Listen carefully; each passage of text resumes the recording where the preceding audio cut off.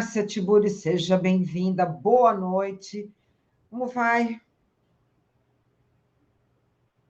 Tá fechado o áudio, tá fechado o seu áudio. Tá fechado Oi, agora. gente. Perfeito. Oi, André, que prazer estar aqui com você. Oi, Regina, que alegria te encontrar, mesmo que virtualmente. Estou aqui, meninas. Boa noite, Márcia. Boa noite. Imagino que vocês também estejam ocupadíssimas e perplexas e chocadas. Bom, estou aqui Totalmente. com vocês. Regina, eu passo para você.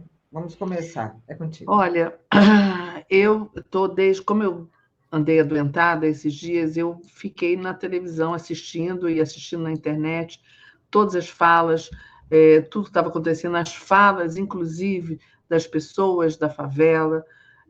Depois eu tenho até algumas coisas aqui para ler para vocês, são meio chocantes, mas eu acho que a gente tem que ler. E vi também toda a entrevista do governador, que eu não sei como é, eu não passei mais mal ainda vendo a fala dele, né? Que começa falando que a operação foi um sucesso e depois começa, quer dizer, você ter um morto, já, sabe, 130 e tantos policiais mortos, isso pode ser um sucesso em que lugar do mundo? Né? Então, eu acho que é o modelo Netanyahu, é o modelo que você não reconhece o outro como um ser humano. Isso em primeiro lugar. Né? Isso não é cristão, isso não é humano, humanista. Isso em primeiro lugar. Em segundo lugar, expediram mandado de prisão. Ninguém foi preso, quer dizer, teve vários presos, mas as pessoas que foram mortas, principalmente ali na mata, foram executadas. E tem muita gente falando sobre isso. Aí o Cláudio Castro, vou só falar rapidamente, fazer um resuminho aqui do que ele falou, que me deixou tão perplexa. Depois ele veio com esse some ou suma. Falou que as autoridades federais, sejam ministros, sejam quem for, que não quiserem ajudar, que sumam. E criou esse slogan, some, né? Se some a nós ou suma. Um absurdo. Né? E eu acho que ele se sentiu fortalecido, Andréia e Márcia, porque ontem ele estava meio titubeando ali, depois das críticas, ligou para a Gleisi, disse que não era bem assim, que não tinha criticado, mas hoje ele fez uma reunião com governadores de extrema-direita e que congratularam ele. Então, ele se sentiu fortalecido, saiu dessa reunião com todo esse gás, dizendo que só houve 4 vítimas, que foram os policiais, né? Dizendo que ele tinha pedido blindados para o governo não deu, e blindados era para proteger os policiais, para eles poderem entrar. Agora, se eles não tinham proteção, por que mandar entrar naquele momento, daquele jeito? Não tinha nenhum sentido. E depois, foi muita besteira que ele falou. E depois, numa das perguntas, alguém disse assim, mas a polícia entrou, matou um monte de gente e não vai ocupar, não vai trazer nenhum benefício de segurança para os moradores? Aí ele disse, não, isso não é nenhum UPP-2. A gente entra e sai. É isso mesmo, eles vão lá para matar. E ele tinha sido um dos governadores que não aceitou a PEC da segurança, que está no Congresso, porque dizia que iria ficar sem autonomia. E sem autonomia para fazer isso que ele fez. E até agora não se sabe quem morreu, se são bandidos, se não são, e mesmo que fossem, entendeu? Como é que o Brasil não tem pena de morte? Como é que executa as pessoas? Eu vou pedir licença aqui, antes da Márcia falar, para ler umas coisas aqui muito chocantes, uns depoimentos de moradores. Aí tem uma pessoa que diz, não tem como não se compadecer, a gente quer mostrar a realidade que vivemos aqui. Tem morto com sinal de tortura, 3 sem cabeça, outros com facadas, sem dedos. Sou governador, só faço uma pergunta para que o governador responda. O que é o certo para ele? Na minha visão, isso não é certo. E outra pessoa dizendo, arrancaram a cabeça do meu sobrinho e deixaram pendurada numa árvore. ele não tinha um tiro no corpo. Trabalhava como mototaxista e nunca foi preso. Quer dizer, o que é isso? É um novo modelo de golpe? Isso, para mim, é um golpe arquitetado contra o governo. É um novo tipo de golpe. Teve lawfare, teve outras coisas. Teve o golpismo, né, de 2023, e agora eles chamando os traficantes de narcoterroristas e enviando relatórios para os Estados Unidos. Então, eu só quis colocar isso, eu estou tão indignada que eu queria falar essas coisas, mas e queria perguntar para vocês e para a Márcia o que é isso, né? Se é um novo modelo de golpe.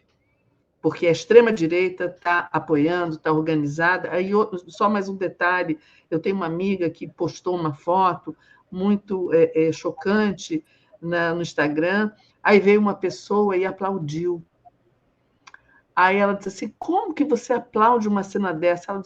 Ela disse assim, devia haver uma cena dessa todos os dias. Ela falou assim, você é uma monstra. E bloqueou. Agora, a nossa sociedade, parte da nossa sociedade, pensa assim, né, Márcia? Esse que é o horror. Pois é, estamos diante, mais uma vez, de uma grande encenação da violência,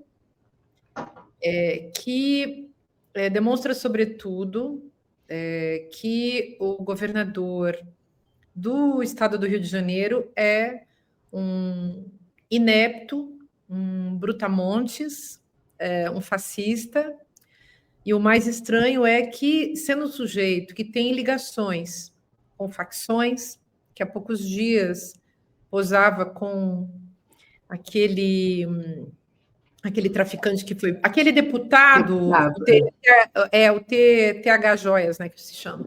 Esse sujeito, enfim, ele tem nexos, ele é um bolsonarista, como todo bolsonarista, ele é um miliciano. Não é possível que o governador do Rio de Janeiro seja um santo, nem perto disso. Santo ele não é, mas ele também não é o mínimo, nenhum de nós é santo, ele não é, nem de longe, um sujeito moralmente e eticamente sustentável no seu cargo. Eu acho que ele deveria renunciar, se fosse uma pessoa minimamente decente, por demonstração de incompetência. No entanto, ele se colocou nessa posição, como a Regina estava levantando, se colocou nessa posição de alguém que fez o que deveria ter feito.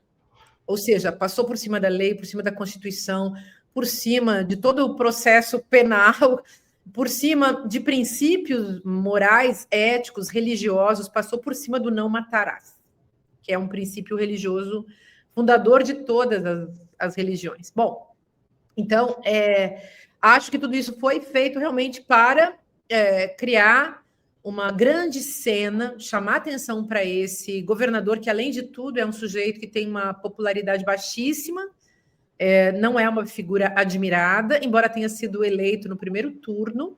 Ele foi eleito da maneira como se elegem pessoas no Rio de Janeiro, gente. Vocês sabem que eu fui candidata. Eu podia estar no lugar do Cláudio Castro. Eu passo até hoje falando, né? E olhem tudo que aconteceu comigo depois disso, né? Naquele processo todo entre o golpe e a eleição de 2018. Mas eu fui candidata ao governo do estado do Rio de Janeiro em 2018 e perdi a eleição para uma figura chamada Witzel, que tinha, no começo do pleito, enfim, no começo da campanha, 1%. Ele era uma pessoa que não dava medo em ninguém, ele tinha 1% de intenção de voto. E, de repente, ele foi a 60% de intenção de voto. A 60% dos votos. E esse governador... Eu, inclusive, naquela época, para evitar que o Witzel fosse eleito, eu acabei votando, vejam o que é o desespero, no Eduardo Paes, que é uma pessoa que eu sequer cumprimentava. Eu sequer apertava a mão de Eduardo Paes. Aliás, eu não era boa para fazer política também, gente, porque eu não tinha estômago para falar com essas pessoas. Não tinha condições, eu não conseguia, o meu corpo não ia, eu ficava travada, eu não conseguia apertar a mão daqueles homens, né? E eles realmente eram pessoas, todos eles, de dar medo, né? Aquilo que os teóricos do Rio de Janeiro chamam de marco do poder, aqueles homens que se sucedem no poder, aqueles oligarcas, aqueles ou são oligarcas ou são capangas. Esse aí, por exemplo, a gente pode dizer com tranquilidade que ele é um capanga do Bolsonaro, porque ele foi colocado nesse lugar de governador, claro, não na segunda eleição dele, mas na primeira, ele sucedeu o Witzel, que estava, digamos, com o pescoço a prêmio, né, por parte do Bolsonaro. Enfim, das milícias cariocas, das quais Bolsonaro e sua família, eles são expoentes, né, de lideranças muito importantes nesse contexto todo. E assim, como disse uma menina chamada Laura Astrolábio, quem conhece o funcionamento das milícias e da política e das milícias, que são tudo a mesma coisa, na Baixada Fluminense, por exemplo, entende também como Bolsonaro chegou ao poder no governo federal em Brasília e o que foi feito de Brasília, porque as milícias do Rio de Janeiro, elas compõem, na verdade, um modelo político que pode ser aplicado e vem sendo aplicado em todo o Brasil. E aí tem a questão dos traficantes, as brigas entre eles, muitos pesquisadores, estudiosos de segurança pública, estudiosos do funcionamento das máfias. Eu posso falar desde Cecília Oliveira até Bruno Paes Manso, as ideias do Valfrido Vardi, que tem se posicionado de uma maneira muito importante em relação à segurança pública. Enfim, tem muita gente especialista nesse assunto, mas o fato é que esses grupos todos, grupos que são organizados para cometer crimes e que sabem trabalhar para o crime, são eles que dominam a cena. E pessoas honestas, e pessoas justas e dignas, e que não se envolvem com isso, não têm a menor chance nesses territórios, nesses espaços. É óbvio, do meu ponto de vista, que o governador fez isso para demonstrar poder para aqueles que são denominados, então, bandidos, criminosos, tão criminosos quanto o governador, mas criminosos da facção oposta, e, ao mesmo tempo, mandar um recado, sinalizar, fazer uma demonstração de poder para a população do Rio de Janeiro, que deve votar neste homem bruto, brutamontes, e se não votarem nesse homem, estão, como todos os 130 mortos até agora, ameaçados de morte. Foi isso que Bolsonaro fez quando, em 17 de abril de 2016, ele fez aquele discurso elogiando Ustra. Ele tocou o pavor na população brasileira, dividiu a população entre os que iam lutar pela democracia e os que iam se juntar a ele, se mimetizar a ele por medo dele, e conseguiu, assim, essa penca de votos que a gente viu, que fez ele se tornar presidente em 2018. Então, quero dizer, é uma cena que manda recado para os bandidos, manda recado para as facções, diz, o poder é meu, eu faço o que eu quiser, eu boto 2.500 homens aí para matar quem eu quiser, vou matar todo mundo que tiver que aparecer pela frente, isso ele deixou muito claro, e manda um recado para os eleitores. E óbvio que tem o lucro racista, tem o superávit racista nesse processo, que é assim, eu faço a minha campanha publicitária aqui, sangue para todo lado, vou matar todo mundo, e além de tudo, consigo matar 130 pobres e pretos ferrados que só me incomodam. Quer dizer, é muita miséria, é o inferno. Eu pensei, gente, nas pessoas, né? Vocês também. Todo mundo está pensando nas famílias, no sofrimento desses inocentes que foram mortos, que devem ter morrido apavorados, gente.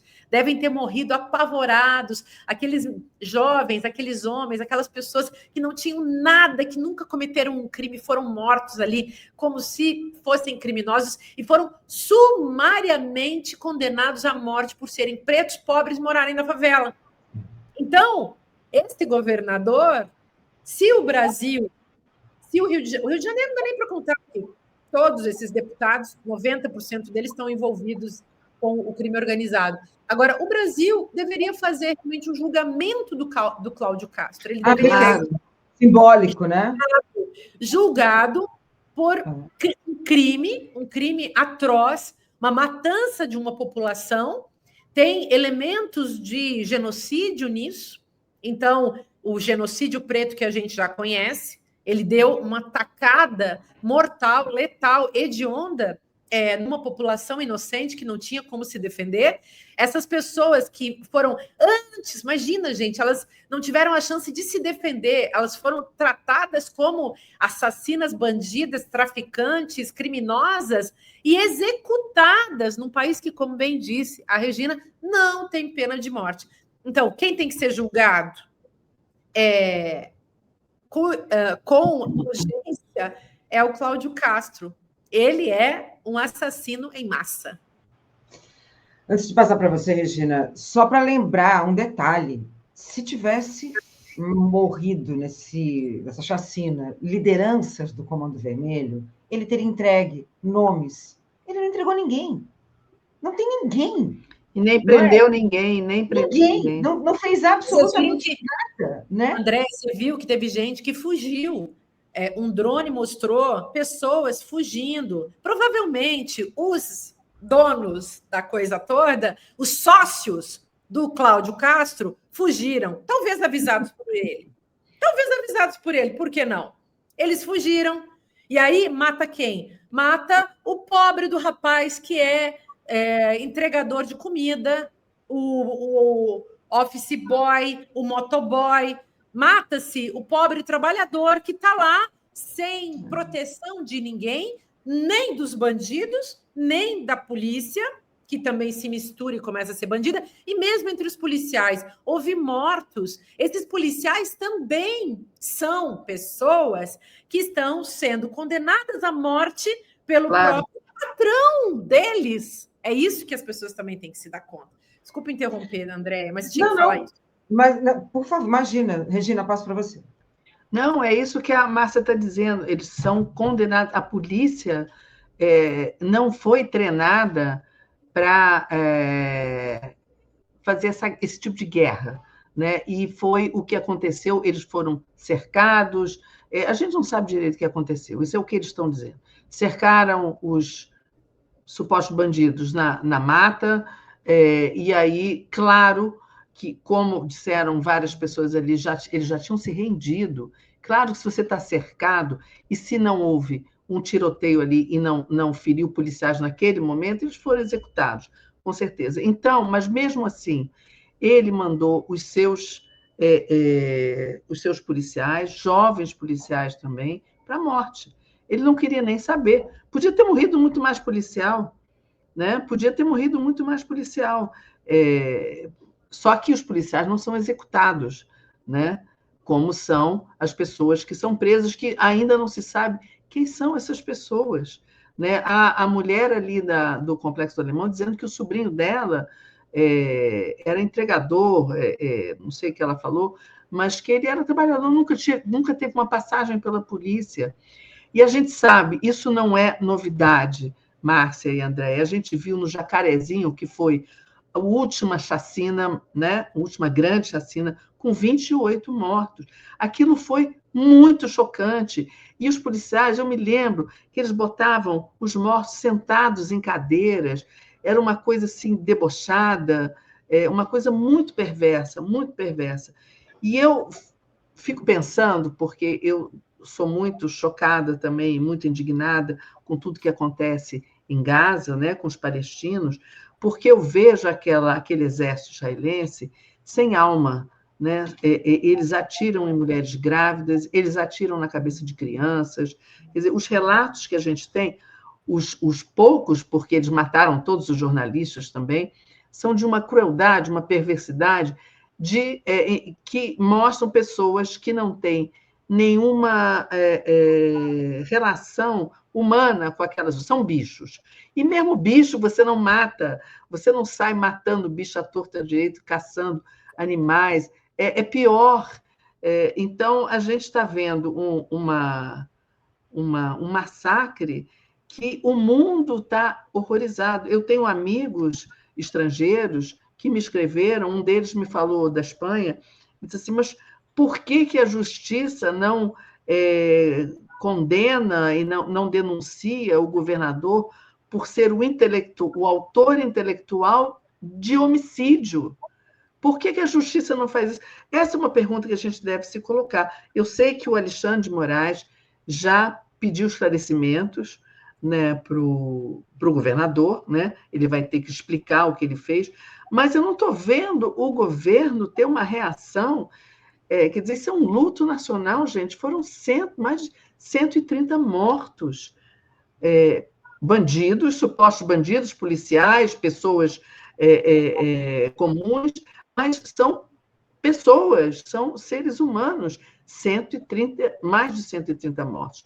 E não tem um luto, não tem o governo se pronunciando em relação a isso, uma reunião do Lewandowski com o governador, dizendo que então vamos apoiar aqui a luta. Eu não sei, estou estranhando muito essa falta do governo. Não sei se é essa coisa, mas eu não sei se travou a Regina ou você só comigo. Eu acho que você deu uma travada. Pode ser eu, pode ter sido Regina, eu preciso passar para a Márcia, que ela vai ter que sair daqui a pouco, só para a gente poder fechar. Márcia, eu passo para você e já agradeço aqui a sua presença. Eu quero até perguntar isso para a Márcia, o que ela acha dessa reação do governo. Então, talvez o governo tenha... Bom, acho que como o Lewandowski se pronunciou dizendo que, ou desdizendo as coisas que o Cláudio Castro estava acusando o governo, acho que ele talvez não tenha tido ainda... não tenham se organizado para fazer a fala correta, verdadeira e, ao mesmo tempo, institucional. Imagino que seja isso, porque o Lewandowski se pronunciou contradizendo o Cláudio Castro.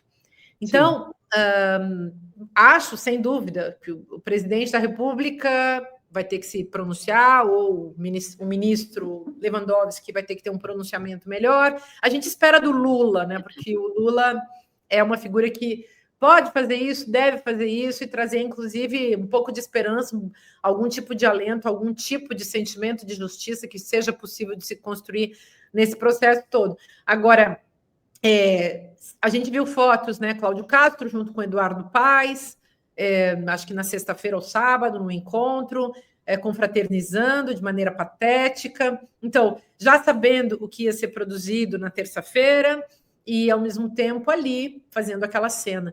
É de uma indignidade, a sensação é de muito mal-estar, e esse mal-estar simbólico, esse mal-estar de estarmos vivendo ainda num estado de exceção, em que o agente soberano age para matar o povo, isso eu acho que realmente temos expectativa de que Lula venha dizer alguma coisa. Então, claro, essa expectativa implica muita coisa, implica saber se os seus assessores terão a mesma visão, porque também é isso, né, gente? Quem está lá no poder vê o povo se ferrando lá na parte de baixo e nem sempre envolvido com tantos outros assuntos, tendo que falar com Trump para cá e para lá. Será que vai lembrar dos pobres aqui de baixo? Lula costuma se lembrar, então a gente continua esperando que ele dê o seu apoio a essas pessoas todas trabalhadoras que foram mortas dessa maneira hedionda no Rio de Janeiro por Cláudio Castro, assassino em série. Assassino de massa, né, gente? De massa, é a necropolítica com fins eleitorais. Sim, né? É isso, capitalizando em cima da cabeça de cada um desses mortos. É uma coisa hedionda que a gente está vendo.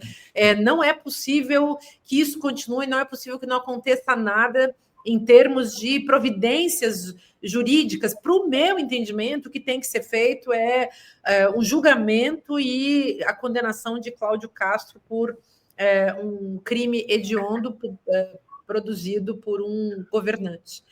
Temos que ver por onde isso pode ser feito, mas precisa ser feito. Márcia, obrigada, muito obrigada. Eu sei que você está em cima da hora. Beijo para você, valeu demais. Beijo, Márcia. Beijão. Valeu.